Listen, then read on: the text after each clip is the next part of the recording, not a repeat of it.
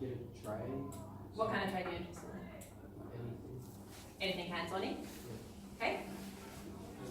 Same as him. Trade? Anyone in particular? Some of the trades are pretty crap. So think about it. Think about a trade. How about you? Carpentry. Carpentry? This is what I mean. Specific. A non-crap trade. Next. I mean, sorry, pause. I know plumbers earn a lot of money, but do you really want to be fishing tampons out of somebody's block toilet? Alright? Or laying bricks for the rest of your life. Okay. So, think about that. Next. Teacher. Teacher. Sweet. Like, what kind? What were you on? PE? And we're going to skip you. You put your hand up next.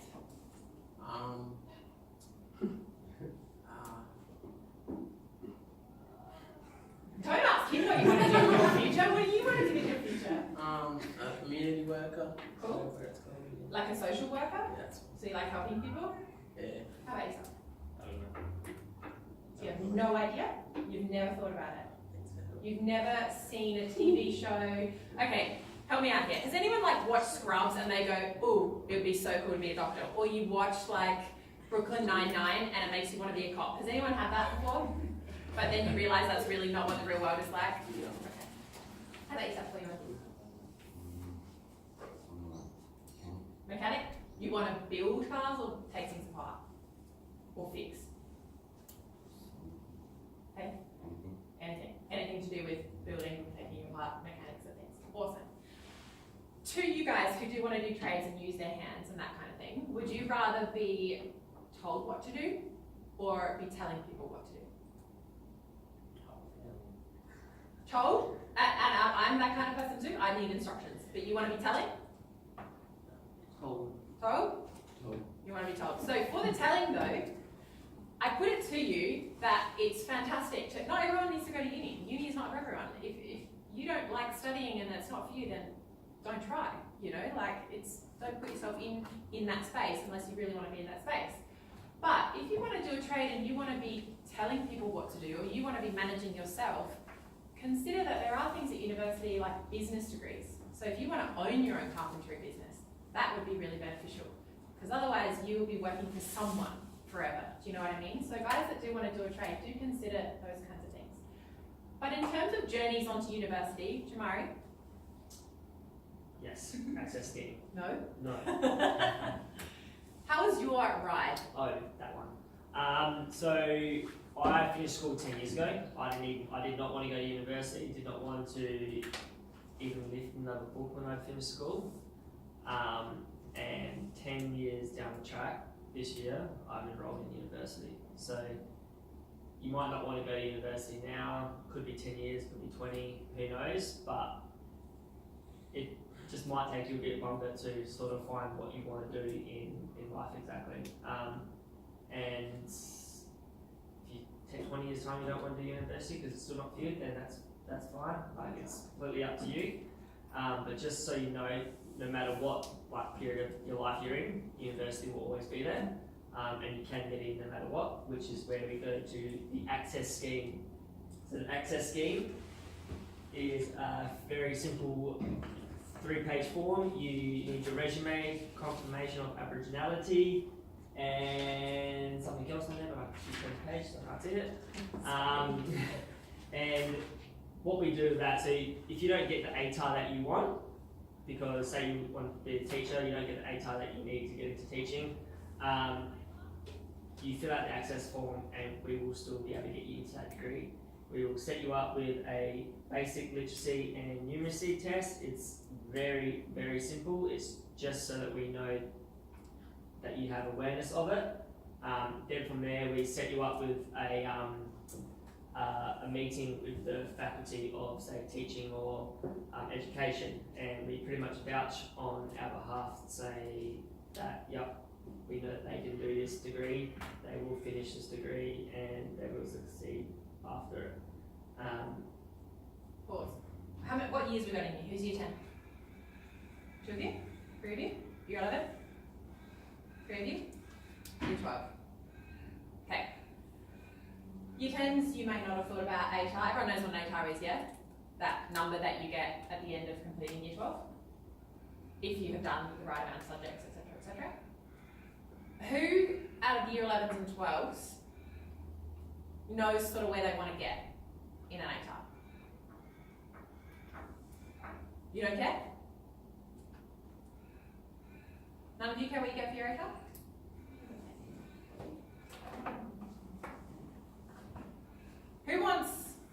Who wants a high ATAR? You should all be putting your hands up. Nobody wants to do badly, right? You should all want a high ATAR. Now this one, I'm going to ask each individual one of you. Who is worried that you're not going to get an ATAR as good as you're hoping? Every single person's hand should be up. Raise that hand. Let's just practice. Let's practice lifting that up. Yes. Every single one of you, because I guarantee you that every other student on the planet is worried they're not going to get the ATAR that they want. This is what Jamari is trying to tell you here with the access scheme. We want you to try really hard on your own to achieve that ATAR, yeah? But this access scheme is one of the ways in which we can kind of reduce that stress level a little bit. Teaching, you need 70 for roundabouts, okay? What happens if you got 65? Where would you personally go? If you got your ATAR score back, you'd applied for teaching and you got 75, what would you do? I would probably cry, but you're very much more manly than I am. What would you do? Okay, if you want to cry too.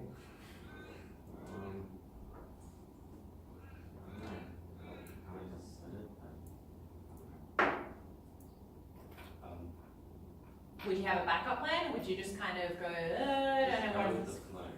Okay. And the flow doesn't often lead us to really where we want to be. The flow can lead to playing Xbox all day. Right? And I know that sounds great now, but in terms of your futures, maybe not so much. So say you got 65 and you needed 70. Say you got 60 and you needed 70. This is where you apply for our access scheme, and we, like Jamari said, we vouch for you. We go, no, this student, with our support at Wiltu, which we're going to go into, all the supports that we offer, we believe in them. They can do it. We don't care that they didn't get 70. We will provide them with tutors throughout the degree. We believe that they can do it, and you're in. We have not, actually that's a lie, there is one person in the last few years that has not gotten through the access scheme, but that was nothing to do with their ATAR, it was personal issues that they were having themselves. So essentially what we're telling you is that through Wiltu at the University of Adelaide, if you tell us you want to study a degree, we will help you get there, okay? So what questions you got for us? Has anyone got that sheet up that has those questions that you're supposed to be answering? Seeing you look at it. What are you on about? You look straight at you. Look, since you said that, you look straight at you. I looked at my screen. That does not mean good. Lower and Maddie, you definitely have some questions. And you've got a couple too. How have the numbers of Aboriginal students changed when you started, when you first started? Let's turn this into a quiz. Well, I got the right two. How many did you like? How, in general, higher or lower, in the last 10 years, do you think there are more or less Aboriginal and Torres Strait Islander students at university? Way higher, okay? How many higher? Like are we talking tens, hundreds?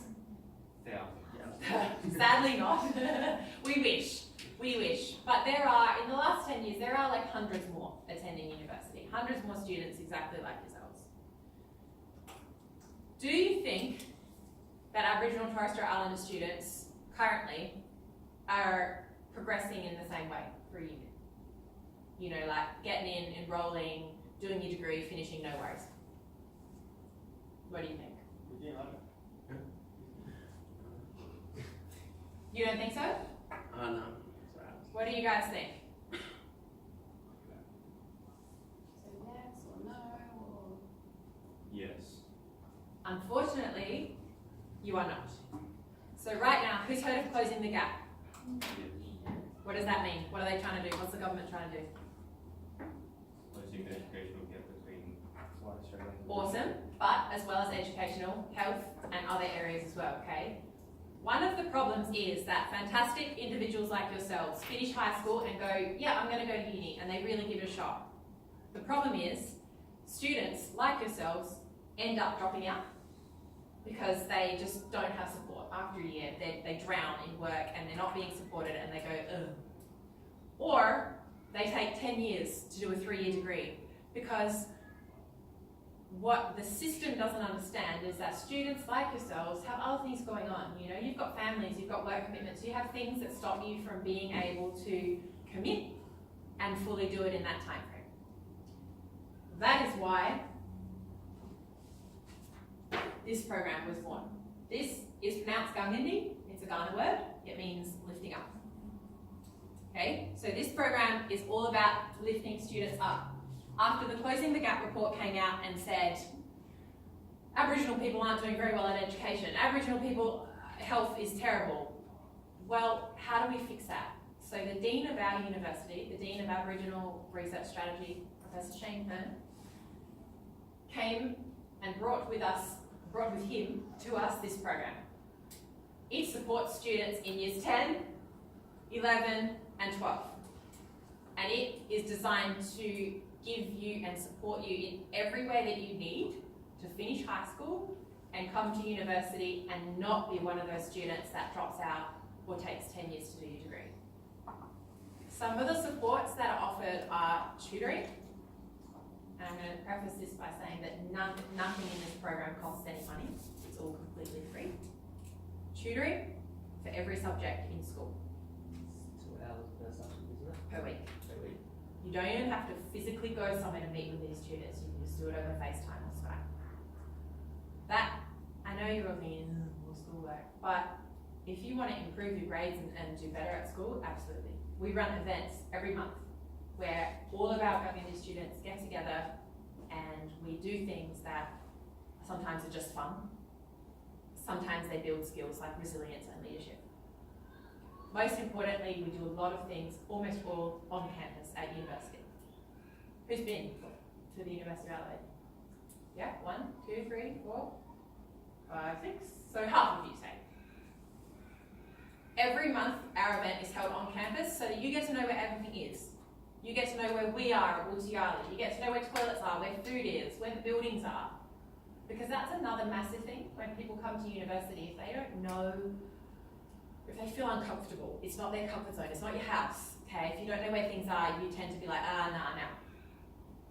But the fact that you get to go there so many times before, the fact that you get to meet 50, 100 other students just like yourselves that you've made friends with over year 10, 11 and 12, or year 11, or just year 12, you get to come to university and you know people. Want to add anything? You know where the best coffee is? Nah. Coffee? No, I reckon that's good. Okay. So, Wiltu Yarlu is the name of the centre at the University of Adelaide. We are the Aboriginal Centre of Education. Okay, we are a physical place, level 1 Schultz building in the University of Adelaide. Wiltu Yarlu covers everything. The access scheme, which is the one that helps you with your ATAR get into university. Covers Gungindi, which is the one that I coordinate. But it also covers, I got kicked out of home, I don't have anywhere to live. I don't have any money because if I'm going to go to university, I'm not earning any money. Crap. We have cadetships, we have scholarships, we have ways that you get paid the entire time you do your Student degree. ambassadors. We have student ambassador opportunities. What else? What else might you need? Accommodation. Accommodation services. Mum's just kicked me out. Or girlfriend's just kicked me out, alright? Already didn't have anywhere to live. That kind of stuff we can sort out. Stuff going on in your life. We have cultural advisors. Auntie Rosemary Wanganeen, Uncle Rod O'Brien are always there to talk to the students. To just sit down and have a yarn. Uncle Rod does this amazing walk through the gardens. He's so soothing. Anyway, they're always there to talk to. SSOs. When you come to university, you are assigned a support officer. And that person is your guide, your helping hand, your person that you contact when everything falls to shit. The person that you contact when you really need an extension for an assignment, or you have no idea how to do the assignment and you need to have a tutor for that subject, for example. You might not be able to make an exam because you have a family commitment that you have to go back home or something for. Sorry business, you need to leave for a week or 2. Whatever it is, your SSO is that point of call. Okay? What questions you got for us? Rebecca Richards, did she go through this program? Not Gungandi, but probably through Wiltu Yarlu. So Gungandi is only 2 years old. It only started 2 years ago because we addressed it and we went, what is the issue, how do we help? So that's only been going, so we had our first cohort graduate at the end of last year. And there was 56 students in the program at the end of last year, the end of its first full year, which is amazing. We've got another 50 students in the program now, but we accept applications the whole way through the year. Year 12s, we accept them until June 30. I think you guys have to ask us something about when we came into existence. No questions, Adelaide? Thought you'd got them in there.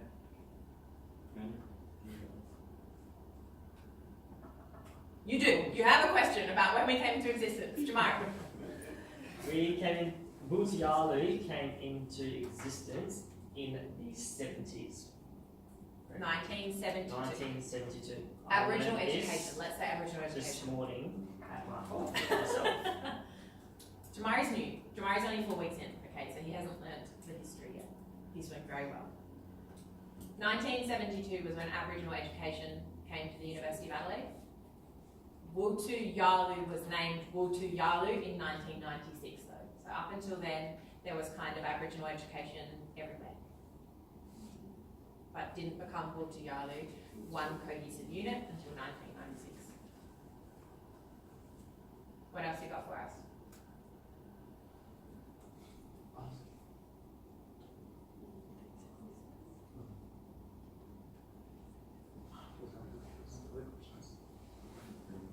We're doing all the talking. Somebody asked me a question. Did Bob?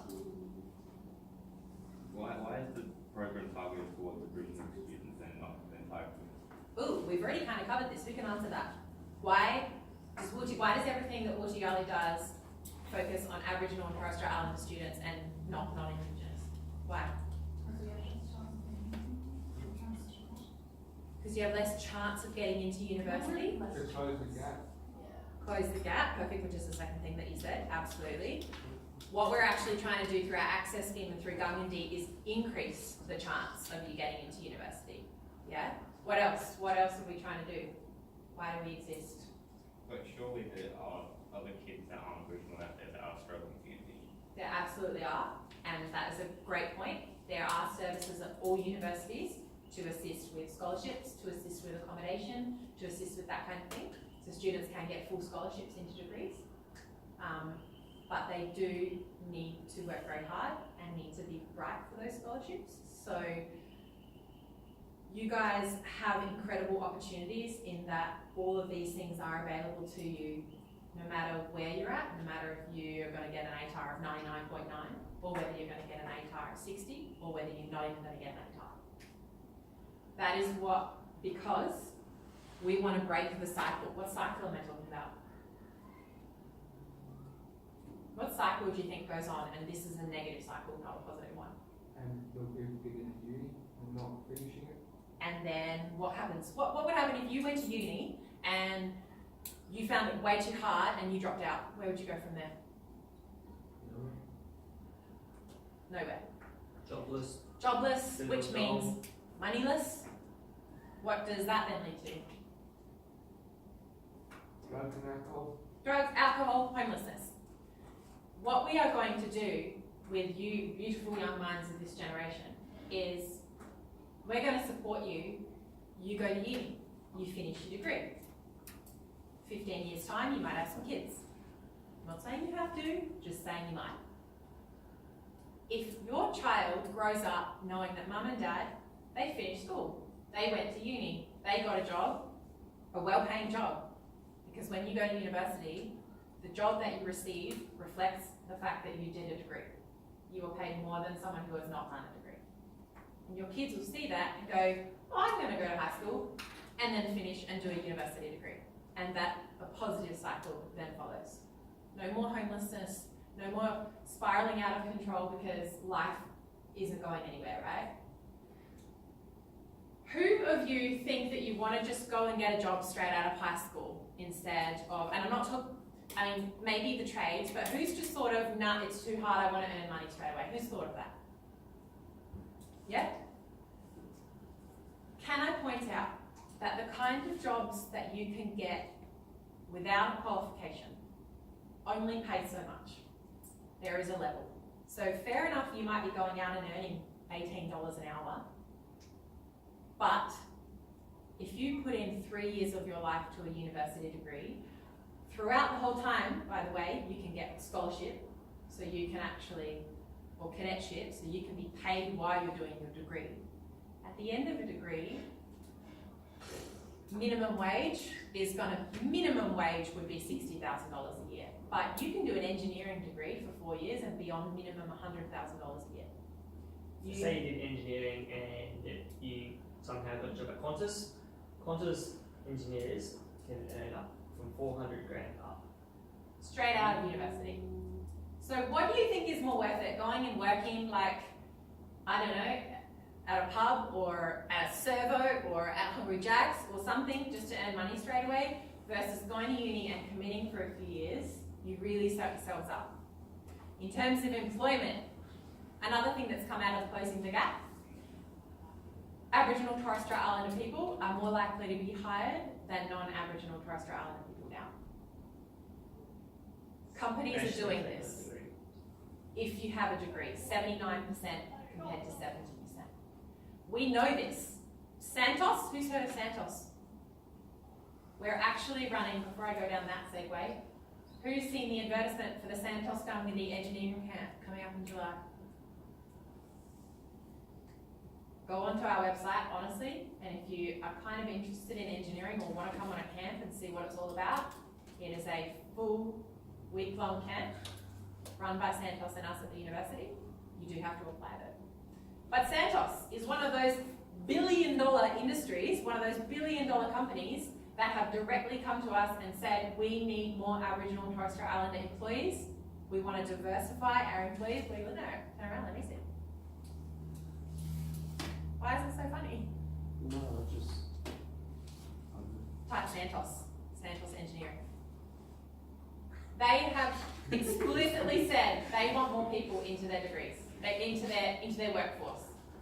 So they're running things with us like this camp to feed students in, get them into the pipeline so that you guys can do a degree of engineering. They will sponsor you to do it, and then they'll give you a job afterwards. These are the kinds of opportunities that we're opening up to you. What questions do you have for Jamari? Next one on your list. Yeah. There are more questions on that assignment, aren't there? Honey, be creative. Okay, Who created Wiltu? You're gonna know. So Wiltu actually came up. I hate hearing the sound of my own voice. I wish I could just. Don't worry, that's. Today I don't love it. Usually I do. Wiltu came about through a program called Chasm. Who's interested in music? Anyone play an instrument? Or sing? Music, dance, singing. No one. None of this. Caleb likes singing. Okay. Yeah? So Chasm is a Centre for Aboriginal Studies in Music, and that existed long ago. So they are who created Wiltu. Basically a mob got together and they were like, we need to do something here. Aboriginal people are underrepresented, they're not getting what they need out of this university. They formed a sort of group. So Chasm was born. And then they realised over the years that, well, there need to be more degrees than just the arts degrees. Okay, so there used to be a tendency to push Aboriginal people towards arts degrees because they're not smart enough to do engineering or science, so let's just get them all to do arts degrees. Absolute crap. So then the program broadened and Wiltu was born, and now we support all areas. There are a question in there about achievements that we've done. Yes, accomplishment. Take it away, accomplishments.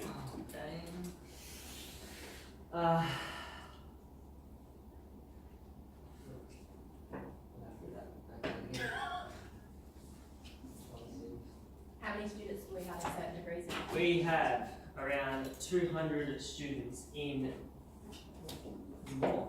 250? I said around 200. So 250 students that started from Or how would you? Like this year, This year? 250 new students into university. That is a massive accomplishment. Okay? A massive accomplishment. In terms of degrees, Degrees there are degrees in arts, engineering, health science, music. no, that's Arts, arts, science, and professions. Say 10 years ago, there were all these Aboriginal students in arts because school teachers tell you, probably go to TAFE. Or they say, if you're going to go to uni, do an arts degree. No. If you want to be an engineer, do engineering. If you want to be a doctor, do med. If you want to be a lawyer, do law. So in the last 10 years, the numbers of Aboriginal and Torres Strait Islander students in these degrees has increased dramatically. We have a record number of students in med last year. We have like eight Aboriginal students in medicine starting this year. Sorry. The year before that, there was 0. And part of this is because of the Gungani program. We ask these students, what do you want to do? They tell us, we say, fantastic, let's do it. So I guess what we're trying to say to you is, we want you to do what you want to do. Don't let people tell you you're not smart enough, or worry that you're not going to get the grades, or worry that uni is not going to be for you and you're not going to cope, because we support you through all of that. Culturally, socially, academically, mentally, through all of it. We're there. It's literally our job. Say you're in year 10 as well, and you know what you want to do.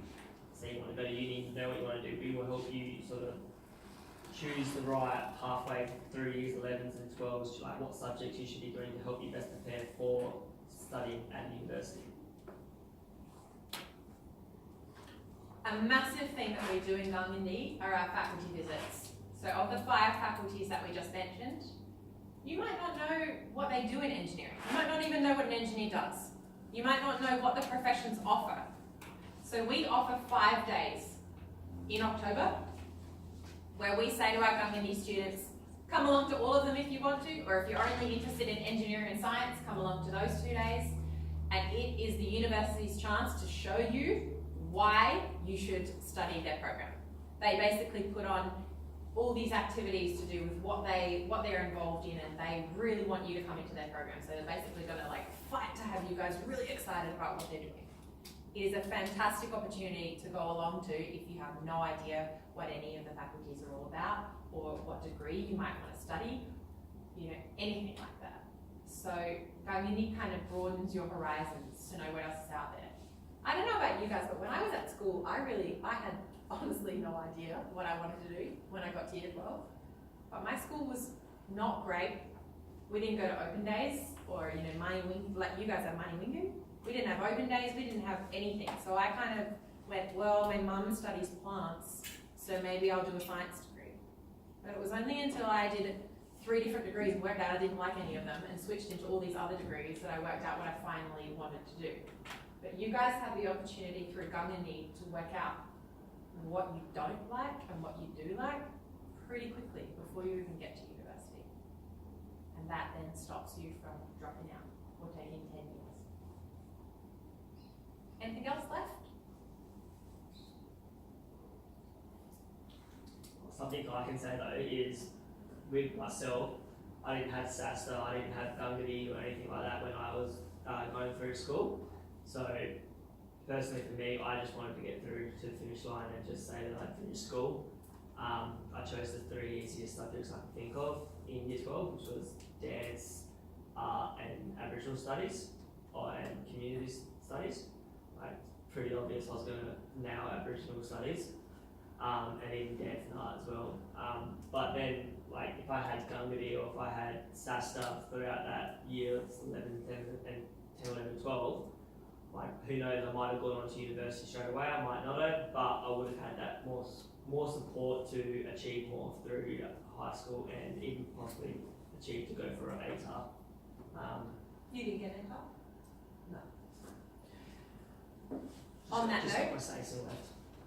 Wiltu Yarlu So just to orientate you again, Wiltu Yarlu is here, all Aboriginal education. Under Wiltu Yarlu is Gungandi program for high school students.